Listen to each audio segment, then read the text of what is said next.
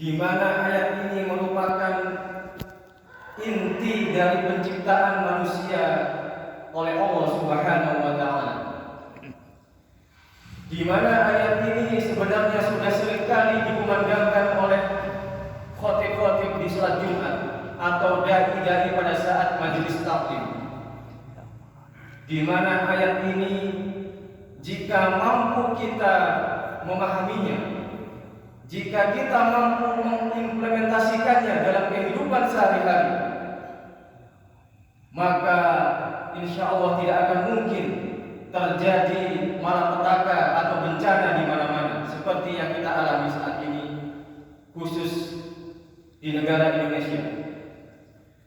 Ayat ini dengan tegas disampaikan oleh Allah Subhanahu wa taala dalam surat Az-Zariyat ayat 56. A'udzu billahi minasyaitonir rajim. Wa ma khalaqtul jinna wal insa illa liya'budun. Dan tidaklah aku ciptakan jin dan manusia, kata Allah, kecuali agar mereka beribadah hanyalah kepadamu.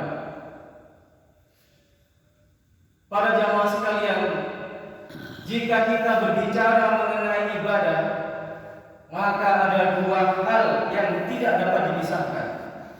Apa itu? Itulah yang namanya iman dan takwa. Iman jika tidak diiringi dengan ketakwaan kepada Allah Subhanahu wa taala, maka iman ini dapat dikatakan semu, hanya di lisan saja, tidak ada pengakuan di sisi Allah Subhanahu wa taala. Demikian pula sebaliknya, jika kita melakukan amalan-amalan atau perintah-perintah Allah Subhanahu wa taala tanpa diikuti dengan iman kepada Allah, maka amalan-amalan yang dilakukannya tersebut sia-sia semata. Bisa jadi amalan-amalan yang dilakukan itu termotivasi hanya untuk mendapatkan pujian-pujian dari orang-orang di sekitarnya, tidak berdasarkan mengharap ridha Allah Subhanahu wa taala.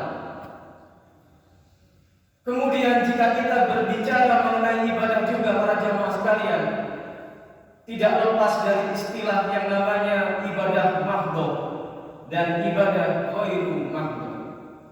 Namun pada kesempatan kali ini, para jamaah, saya tidak akan membahas apa itu ibadah mahdhah dan ibadah ghairu mahdhah, karena waktu yang tidak memungkinkan, sehingga kami sampaikan bahwa ibadah yang disampaikan oleh Allah Subhanahu wa taala dalam surat Az-Zariyat ayat 56 ini adalah ibadah secara keseluruhan. Ibadah di sini jangan diartikan hanya sekedar melakukan sholat semata. Jangan diartikan hanya melaksanakan puasa, zakat, haji, dan sebagainya.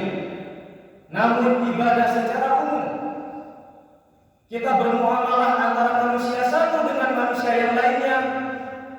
Kalau kita mendasarkan itu semua hanya mengharap ridha Allah Subhanahu wa taala, itu juga dinamakan ibadah. Kita membantu gotong royong masjid, kita bertolabul ilmi, kita mencari nafkah. Kalau itu semua diniatkan karena Allah Subhanahu wa taala, maka itu semua tergolong amal soleh dan mendapatkan pahala di sisi Allah Subhanahu wa taala.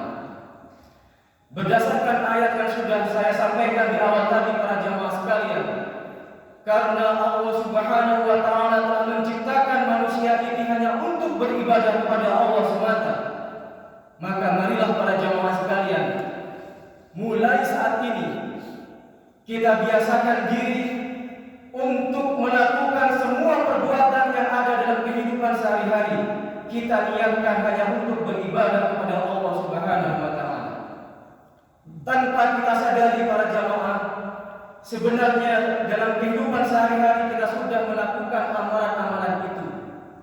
Namun amalan ini bisa tergolong amal biasa dan bisa juga tergolong amal soleh.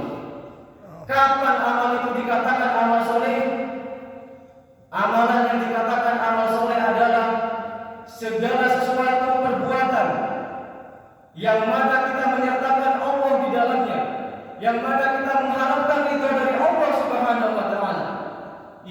dikatakan amal soleh. Rasulullah SAW menyampaikan bahwa jika kita ingin dikatakan amal itu adalah amal soleh, cukup dengan mengatakan Bismillahirrahmanirrahim, maka insya Allah amalan itu dapat dikatakan sebagai amal soleh di hadapan Allah Subhanahu wa Ta'ala. Seperti yang disampaikan dalam sebuah hadis yang diriwayatkan oleh Imam Ahmad, kullu amri dhi balin la yubda'u Bismillahirrahmanirrahim fahuwa aqta. Yang artinya, setiap perkara yang dikerjakan tanpa dimulai dengan ucapan Bismillahirrahmanirrahim, maka amalan tersebut berkahnya terputus di hadapan Allah Subhanahu wa Ta'ala. Maka marilah mulai sekarang kita membiasakan diri mengucapkan Bismillahirrahmanirrahim atas semua ibadah, atas semua amalan yang kita lakukan dalam kehidupan sehari-hari. Contoh paling sederhana para jamaah, setiap hari kita pasti minum segelas air. Fungsi dari minum air ini adalah untuk menghilangkan dahaga. Kalau kita minum air tanpa diawali dengan Bismillahirrahmanirrahim, maka fungsi minum air di sini hanyalah fungsi dunia semata. Tidak ada nilai apapun di hadapan Allah Subhanahu wa Ta'ala.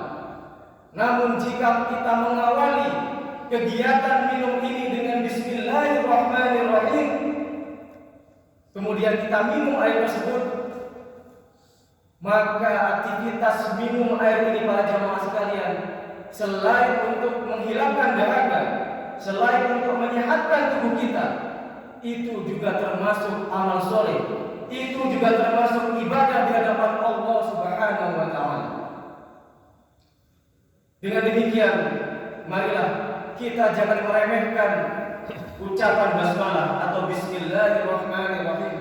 Biasakan semua aktivitas. Jika aktivitas itu tidak dilarang oleh Allah Subhanahu wa Ta'ala, ucapkanlah Bismillahirrahmanirrahim.